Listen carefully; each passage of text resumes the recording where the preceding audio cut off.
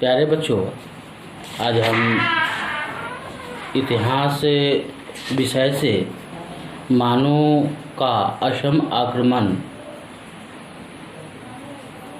चौथा अध्याय है, पेज नंबर 68 अर्थात 59। 4.2.2 बदन चंद्र बरफुकन और पूर्णानंद का परस्पर विद्रोह कि दोनों के बीच में किस प्रकार की परस्पर आपसी जो विद्रोह थी, एक दूसरे को नीचा दिखाने का जो प्रयास था, इस सब महत्वपूर्ण बिंदुओं पर हम एक के बिंदुओं पर हम बारी बारी से चर्चा करने का और तुम लोगों को समझाने का हम प्रयास कर रहे हैं। तो पूर्णानंद बुढ़ा गोहाई को इस बात का पता चल गया था कि सतराम के षड्यंत्र में बदन भी शामिल है। गुवाहाटी में बदन बरफुकन की नियुक्ति असम के भविष्य के लिए संकट का बुलावा था। कहने का मतलब है कि जो पूर्णानंद बरगोहाई इस बात का पता चल गया था कि सतराम भी इस षड्यंत्र में शामिल है, अर्थात बदन चंद्र बरफुकन के षड्यंत्र में शामिल है। गुवाहाटी में बदन बरफुकन की नियुक्ति असम के भविष्य के लिए संकट का बुलावा था। बदन बड़ा अत्याचारी बन गया था। टैक्स वसूलने के लिए वह कर्मचारियों को न भेजकर स्वयं प्रजा के पास जाता था। पूर्णानंद बुढ़ा गोहाई के पुत्र उरेशानाथ ने बदन की पुत्री पिजौ गाभरू से विवाह किया था। इस वैवाहिक संबंध के कारण पूर्णानंद और बदन के बीच का संबंध बहुत ही सुंदर हो गया था। कलिया भोमोरा की मृत्यु के बाद इस प्रगाढ़ संबंध के कारण ही बदन को बरफुकन बनाया गया था, लेकिन अधिकार पाकर बदन अत्याचारी हो गया। ऐसा कहा जाता है कि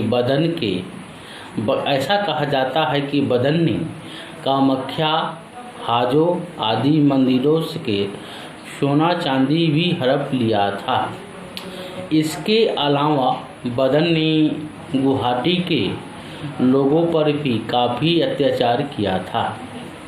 इसके कारण प्रजा का जीवन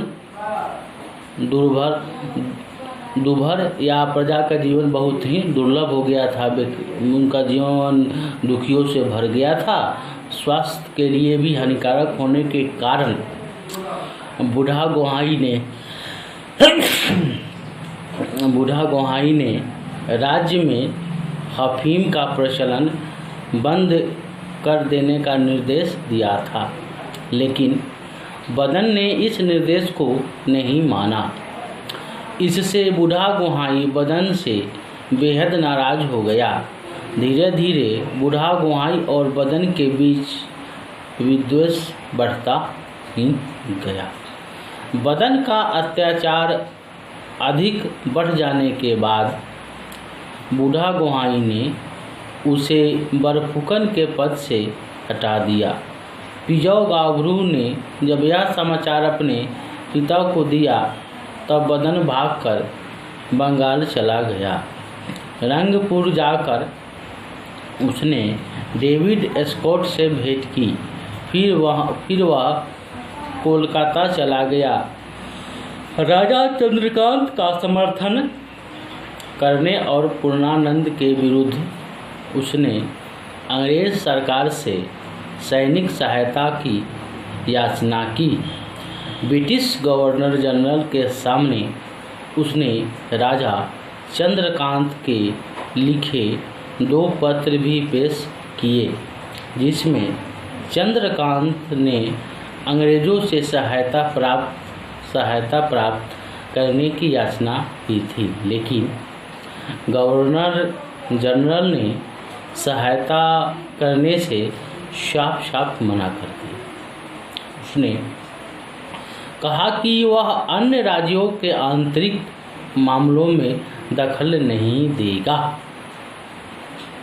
ब्रिटिश सरकार पूर्णानंद की कर्मठता के बारे में जानती थी, इसलिए उसने बदनचंद का प्रस्ताव अस्वीकार कर दिया। धन्यवाद।